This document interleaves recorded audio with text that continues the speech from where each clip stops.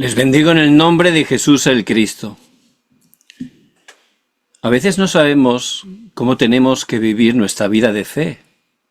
No sabemos qué tenemos que hacer y la verdad es difícil, ¿verdad? Por eso en este día, a través de la palabra, Dios siempre nos da la respuesta exacta, que siempre estemos encontrando toda la respuesta en la palabra de Dios. Cuando me convertí por gracia de Dios, fue una época donde hubo una reforma en la alabanza. Cantantes del mundo se convirtieron por gracia de Dios y empezaron a hacer canciones con música del mundo, pero poniendo canciones cristianas.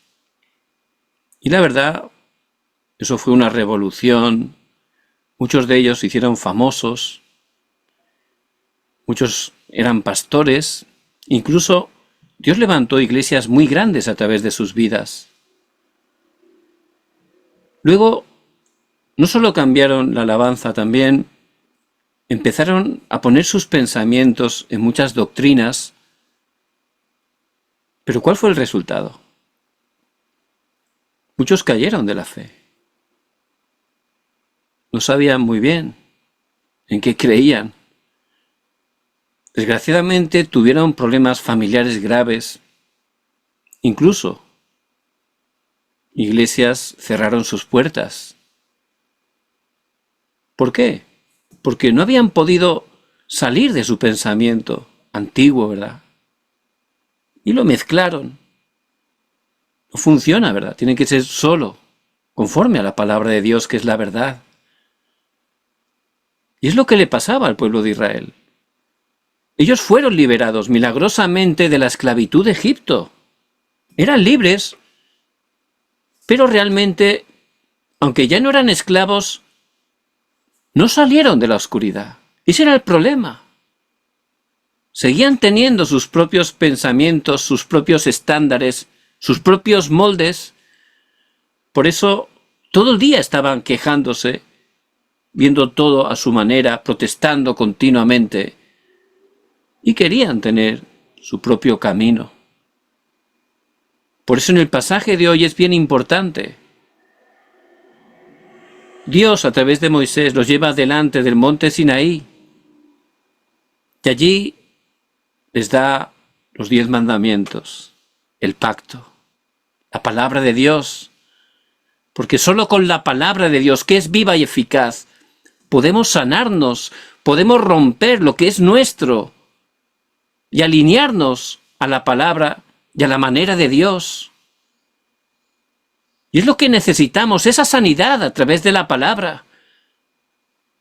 Y conoceréis la verdad y la verdad os hará libres. Libres de esas cosas que ya no valen y que son canales y fortalezas que Satanás está utilizando continuamente para engañarnos. Por eso, primeramente, hay que salir de 3 malentendimientos. El pueblo de Israel, cuando recibió la ley, la palabra, los 10 mandamientos, pues pensó que solo podían ser salvados cumpliendo estrictamente la ley. Pero eso es un malentendimiento, es imposible, porque desde Adán y Eva hemos nacido con el pecado original, somos pecadores delante de Dios. Y el pecado se enseñoreaba de nuestras vidas, no podíamos dejar de pecar. Por eso, en ese estado caído, es imposible cumplir toda la ley, toda la palabra.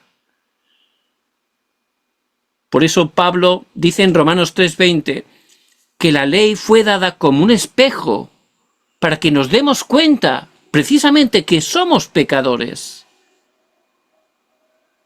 y que no podíamos salvarnos por nosotros mismos. Por eso Pablo en Gálatas 3:24 dice que la ley es un ayo, un tutor, un maestro que nos lleva a Cristo.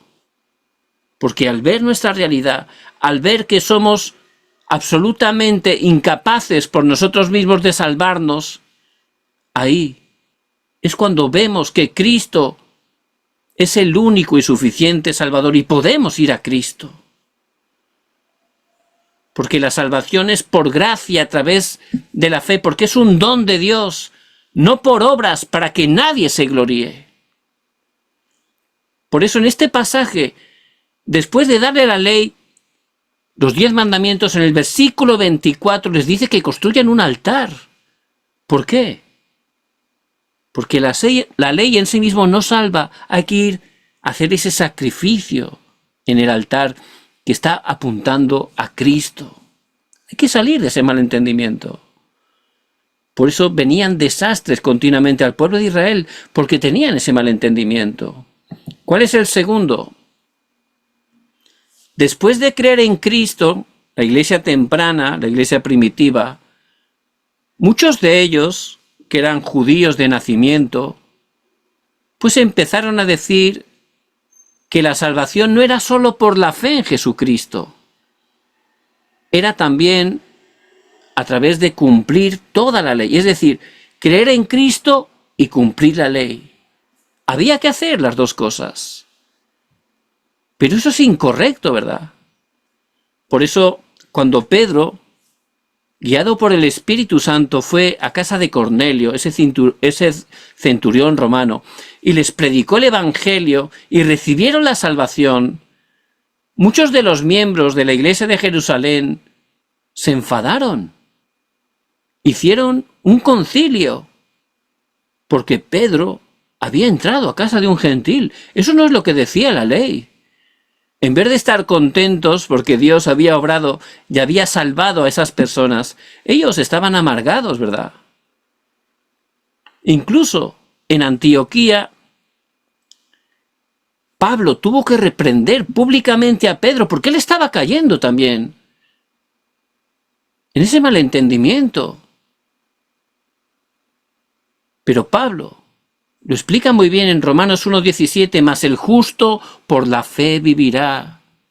Cristo es suficiente. Solo a través de la fe en Jesús el Cristo somos salvados.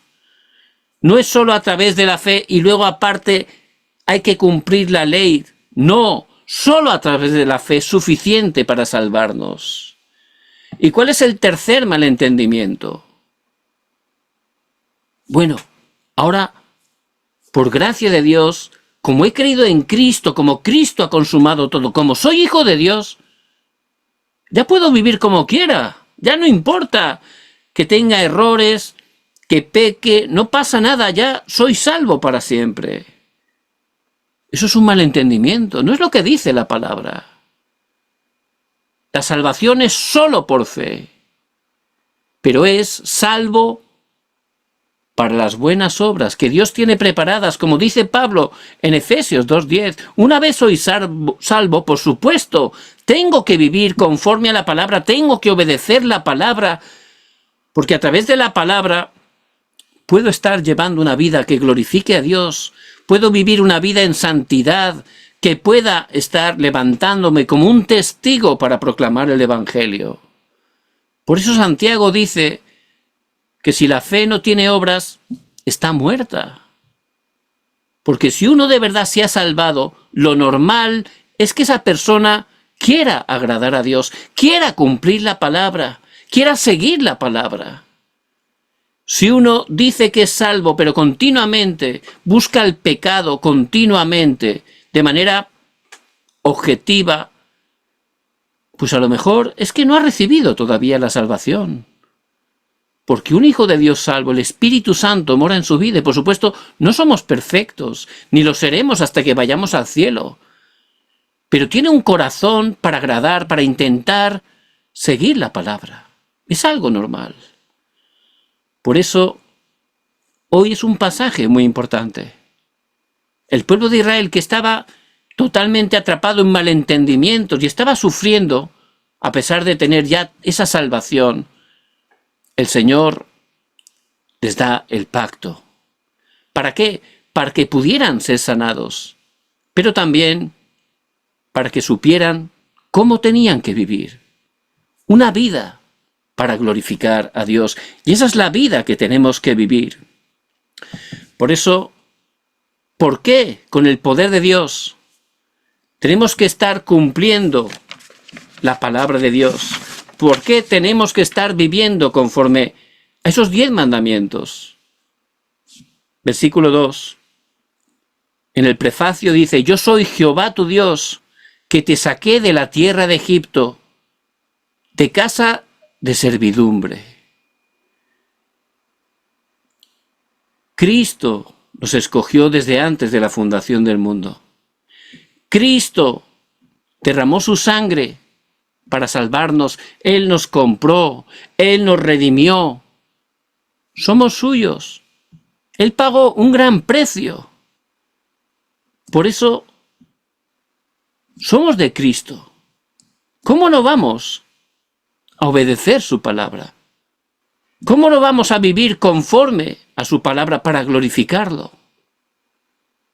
Por eso, los primeros 5 mandamientos nos dice que estemos mirando a Dios. Y es lo primero que tenemos que hacer. Tenemos que estar mirando a Dios y adorarle. Es la parte más importante. Esos son los primeros 5 mandamientos. Por eso dice: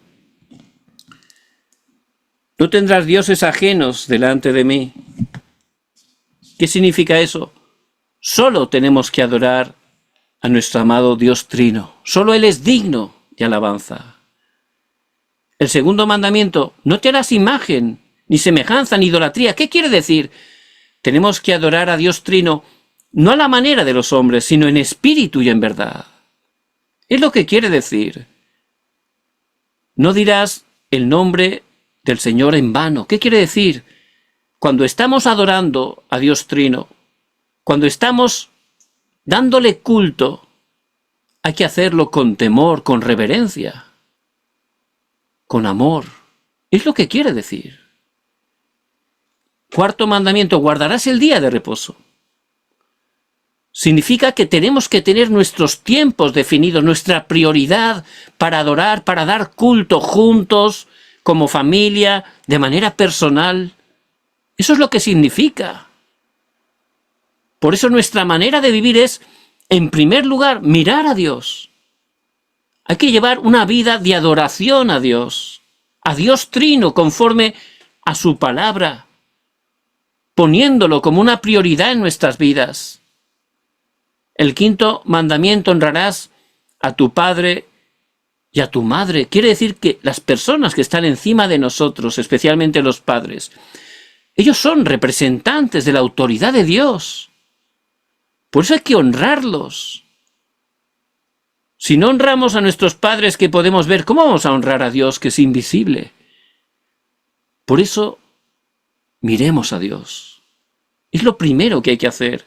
Cuando uno abre los ojos, mirando a Dios Trino, adorándole en espíritu y en verdad, con amor, con reverencia, y tener nuestros tiempos, ¿verdad?, para esa adoración juntos, como en el día de hoy. Pero también el culto familiar bien es importante, y también de manera personal. Hay que tener esa prioridad, es lo más importante. Por eso, cuando el Señor fue tentado, después de estar 40 días de ayuno y oración en el desierto, la tercera tentación, le dijo Satanás: todos estos reinos de la tierra que me han sido dados, te daré si postrado me adorares. Y él quería cambiar el objeto de la adoración. Solo hay que adorar a Dios Trino. Por eso él le dijo: vete, Satanás, porque escrito está, solo a Dios adorarás. Por eso, que podamos estar mirando a Dios. Es lo que dice esos 5 primeros mandamientos. Y adoremos a Dios no con nuestro pensamiento, sino conforme a lo que nos muestra su palabra. A través de eso, realmente vamos a recibir gran respuesta. Y el Señor, ¿verdad?, que también resumió toda la ley en 2 mandamientos. ¿Cuál es el primero? Amarás al Señor tu Dios con todo tu corazón, con toda tu alma y con toda tu mente. Es lo mismo, ¿verdad? Hay que poner a nuestro amado Dios Trino en primer lugar, en todo, adorarle, ponerlo en el lugar que Él merece.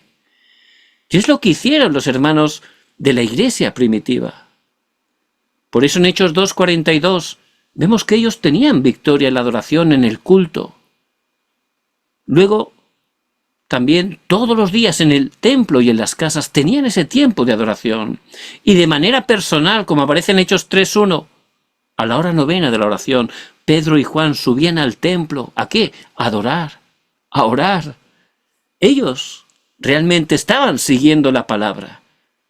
Por eso, a través de eso, es la manera de recibir esa sanidad personal. No hay otra manera de poder tener esa sanidad fundamental en nuestras vidas. Es lo primero que tenemos que restaurar. ¿Qué es lo segundo? Una vez miramos a Dios, recibimos su gracia, ahora ya podemos mirar a las personas. Porque este evangelio es para compartirlo. Porque somos la luz del mundo. Y la luz tiene que estar alumbrando en cada lugar que estemos. Eso es la sanidad del campo, ¿verdad? Solo a través del evangelio se puede sanar. Por eso, los 5 últimos mandamientos. Eso es que tenemos que vivir reflejando a Dios, porque ya ha venido su luz y la gloria del Señor ha nacido sobre nosotros. Hay que resplandecer la luz. ¿Cómo hacerlo? El 6.º mandamiento, no matarás, pero ¿qué quiere decir exactamente? Que los hijos de Dios tenemos que dar la vida. Eso es lo que significa. Hay que dar la vida. Porque si hay alguien sin Dios y sin esperanza y no le damos la vida, lo estamos matando, ¿verdad? Porque nadie más le puede dar la respuesta. Y si gozamos de la vida de Cristo, es lo que tenemos que estar compartiendo. Por eso David, él, aunque tenía al rey Saúl en sus manos, lo podía matar, él le dio la vida. Él oraba por él, tenía misericordia de él, aunque era su enemigo, pero él no lo veía así. Él daba la vida. No levantaré mi mano contra el ungido del Señor. Dios me libre de hacer tamaña cosa. Porque él oraba con todo su corazón por Saúl, porque sabía que estaba endemoniado. Él quería que recibiera la vida. El 7.º mandamiento. No adulterarás. ¿Pero qué quiere decir exactamente? Que tenemos que ser fieles. Porque Dios es fiel. Nosotros reflejamos a Dios. Hay que ser fieles con nuestros cónyuges, por supuesto, con nuestros hijos, fieles en nuestra iglesia, fieles en nuestras relaciones, fieles en el trabajo. Hay que reflejar que Cristo vive en nosotros, ¿verdad? Es lo que quiere decir. Lo 8.º, no robarás. ¿Pero qué quiere decir exactamente? Que hay que dar. Somos fuente de la bendición. Y tenemos que estar dando bendición continuamente. Porque todo lo que somos, todo lo que tenemos, es por gracia de Dios. Hay que compartirlo, es lo que está diciendo. Si de verdad disfrutamos de Cristo dando culto al Señor, ya luego es muy fácil con ese poder seguir la palabra y estar bendiciendo a todas las personas que Dios nos haga encontrar. El 9.º mandamiento, no mentirás, no dirás falso testimonio. ¿Pero qué quiere decir exactamente? Hay que hablar la verdad. La palabra de Dios es la verdad. Y la iglesia, que somos nosotros, es columna y baluarte de la verdad. En este mundo que está, desgraciadamente, lleno de mentira, donde la gente vive atrapada por las mentiras de las ideologías, las mentiras de valores, de patrones totalmente incorrectos, hay que levantarse y decir la verdad. Solo la palabra de Dios es la verdad que permanece para siempre. Y es lo que quiere decir, porque la mentira es la obra de Satanás. Él es mentiroso y padre de mentira, Juan 8:44. Pero nosotros tenemos que estar dando la verdad, y es la palabra, hacer ese movimiento de la palabra, compartir la palabra para que toda mentira sea quebrantada en el nombre de Jesucristo. Y el 10.º mandamiento, no codiciarás. ¿Pero qué quiere decir? Que estemos agradecidos en todo. El que está contento con lo que Dios le ha dado, no necesita nada más. Pablo, él estaba completo, Colosenses 2:10, en Cristo. Él estaba con agradecimiento en abundancia, pero también en escasez, porque todo lo puedo en Cristo que me fortalece. Y ese es el corazón. Esa es la manera de vivir de los testigos, de los hijos de Dios. Por eso, normalmente hemos malentendido los 10 mandamientos, lo vemos como una carga, algo pesado, algo que nos da un poco de miedo, ¿verdad? Para nada. Dios, que nos ha salvado en Cristo, nos dice la manera para vivir en victoria, para vivir glorificando a Dios.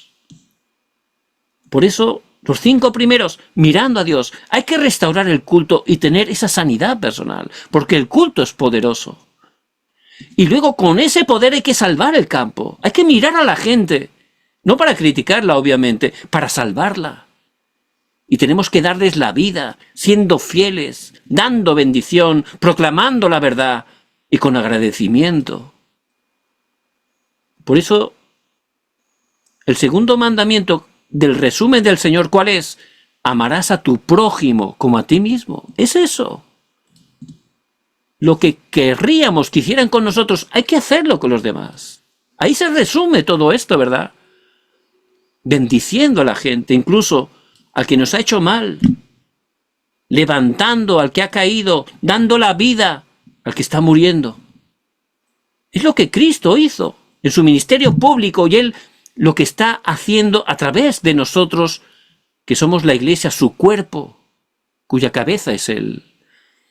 Por eso la iglesia primitiva dice en Hechos 2:47, hay una frase muy importante: y teniendo el favor con todo el pueblo. ¿Qué quiere decir eso? Toda la gente, todo el pueblo de Jerusalén, viendo a los creyentes, podían ver a Dios que estaba con ellos. Unos creerían más, menos, pero todos estaban viendo que eran personas especiales, que Dios estaba con ellos. Y es lo que reflejaba José. Potifar, que era un no creyente, vio que Dios estaba con José. Faraón, que era el rey humanamente más importante en ese tiempo de todo el mundo, él vio que no había nadie tan lleno del Espíritu de Dios como José. Por eso lo puso como gobernador. Y es lo que tenemos que estar reflejando, ¿verdad? Porque hay que salvar el campo, por nuestras fuerzas no podemos. Y a veces no sabemos cómo hacerlo, pero hay que seguir la palabra, porque Dios nos da toda la respuesta a través de la palabra. Por eso, en esta semana que estemos reflexionando poderosamente este mensaje tan importante y sobre todo que estemos aplicándolo, ¿verdad? Hay una obra muy importante, inicialmente fue un libro, aunque ya pues se hicieron musicales, películas, que se llama Los Miserables, y el autor francés Victor Hugo, y es muy popular ese libro y esa película, y narra el argumento, pues una persona pobre, Jean Valjean, que tenía un hermano pequeño y su hermano se moría de hambre. Era muy pobre, se moría de hambre el hermano. Por eso él pues fue a una panadería y robó un pan. Por supuesto, era algo incorrecto, pero es que no tenía más remedio porque es que se moría su hermano. ¿Qué iba a hacer? Lo apresaron. Y por robar un pan, porque su hermano se moría de hambre, pues le impusieron una pena de prisión muy larga, en una cárcel realmente muy peligrosa. Por eso él pensaba que era una injusticia, ¿verdad? Que solo por un poco de pan para comer, pues la pena que le habían imputado era tremenda. Por eso su corazón se llenó de odio y luego en ese lugar, para sobrevivir, pues se tuvo que hacer incluso un asesino, porque si no lo mataban. Y eso acrecentaba su odio hasta el punto que un día pudo escapar, era un fugitivo, pero no lo recibían en ningún pueblo, lo trataban como un animal y estaba otra vez hambriento, estaba desesperado. Un día llegó a una puerta y llamó y le recibió un hombre que sorprendentemente lo trató muy bien. Lo hizo pasar a su casa, lo hizo sentar a la mesa con él. Estaba sorprendido. Nunca nadie le había tratado tan bien. Y le hablaba de una manera tan amable, con tanto amor, que se quedó impresionado. Este hombre no solo le dio la comida, sino que lo invitó a que durmiera allí, le preparó un cuarto, una habitación, le invitó a que fuera al aseo, todo. Él estaba impactado. Nunca le habían tratado tan bien. Por eso estaba en la cama, ¿no? Con los ojos abiertos, no podía ni dormir. Pero ahí empezó a salir la naturaleza. Bueno, ¿qué querrá de mí? Bueno, voy a aprovechar y ahora que está durmiendo, voy a robar y me marcho. Y le robó esos candelabros de plata tan valiosos. Y se marchó. Por eso este hombre, que era cristiano, al despertar se dio cuenta que este se había marchado y que le había robado. Pero de repente llamaron a la puerta y era la policía que lo había atrapado con todo lo que le había sustraído. Pero sorprendentemente, el cristiano dijo: no me ha robado, se lo he dado yo. Ay, además, mira, se te había olvidado un candelabro más, mira, voy a por él. Tomó el candelabro más y se lo dio. Bueno, el Jean Valjean estaba ya con los ojos abiertos, no entendía nada, ¿verdad? Por supuesto, la policía lo tuvo que soltar. Pero desde ese momento, Jean Valjean empezó a ser esclavo. ¿De quién? De Cristo. Porque ese hombre, ese hermano, reflejaba realmente a Jesucristo, al amor de Cristo. Y aunque él no le predicó así de manera concreta el Evangelio, bueno, ese hombre, su vida era una predicación andante. Y es lo que Dios quiere que estemos disfrutando, ¿verdad? Bueno, somos débiles, pero Dios nos ha escogido y todo lo puedo en Cristo que me fortalece. Por eso solo hay que entrar en la palabra.